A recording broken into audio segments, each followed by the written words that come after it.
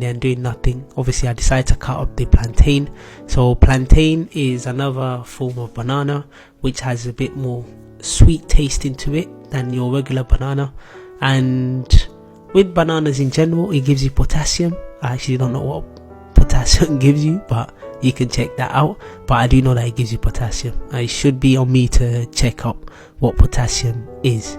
So I've just done a Google search on what potassium does, or the benefits of potassium in your body, and like I said, I did say plantain does contain potassium, or bananas in general contain potassium. The main role of potassium in our body is to help maintain normal levels of fluids inside our cells, and also potassium helps muscles to contract and support normal blood pressure. So if in case you don't know what potassium does, or the benefits of potassium in your body, or the benefits of eating plantain or bananas, it's to help maintain normal blood fluid in our body. Moving away from what potassium does and the benefits of it in our body, let's go back to me cutting my plantain. So I've cut my plantain into small pieces and chunks in order to help me fry it up when I'm frying the plantain.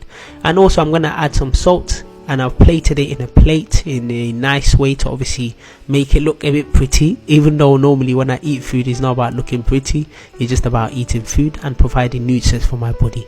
But for this one I'm just going to make it a little bit pretty for the cameras for this one, and also to add salt on top of it to give it a bit more taste, so that when I fry it up everything can come up nicely. Like I've mentioned before earlier in the video, if you want to see all my cooking video, or the cooking video that I've done in this video, you can click the link in the description below. Or if you want to see the different parts of the food that I cooked, such as the plantain, such as the rice, such as the other parts as well that I did cook, all the individual links are also in the description below. Definitely check it out. I've done all my plantain up. You can see it in the different plates. They are ready to be fried up.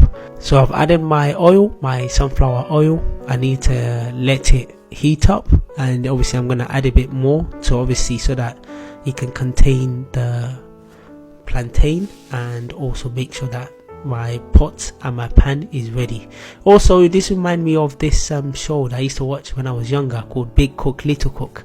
I'm not sure, obviously some people might have watched it, others might have not watched it, but it was a cooking show that was on CBBS at that time, and it was quite funny. So I don't know why that came to my head, but I just decided to share with you. Anyways, moving on, obviously the oil has now heated up and is ready for my plantain to go inside and be fried. Also, when you're frying the plantain, obviously it's gonna make a lot of noise. Obviously you can't hear the noise because you can only hear my voice, because I've taken the noise in the background, but due to the frying of the plantain there will be a lot of noise and it's going to splash everywhere, so you have to be very careful, and you have to make sure that you move back as well to make sure that the oil doesn't splash on you, because it will be very painful. All the plantain has now managed to get inside, and obviously they are starting to fry up, as you can see from the video.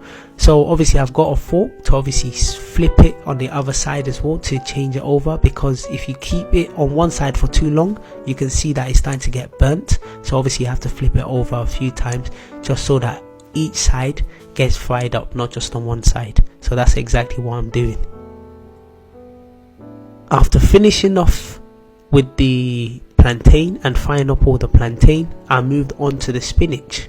So what I'm about to do right now is to cut up the spinach and also slice it as well, and cut the branch or the roots, cut the roots off. And then obviously I tried to cut it like this way, but it was just too difficult. Maybe I don't know why, it was just too tricky. So I just decided that, you know what, I'm just going to use my hand instead, and just hold it in my hands and just cut it, because it just made it easier. And what you do is just cut it into small pieces, because obviously that will also make it easier for you to eat, and also make it easier for the soup to really penetrate through the leaves of the spinach itself. So I've now cut up all the spinach and put it all together. Now with the spinach it does look like a lot, but trust me, once you put it inside the soup it's actually not that much. So what I'm about to do right now is to wash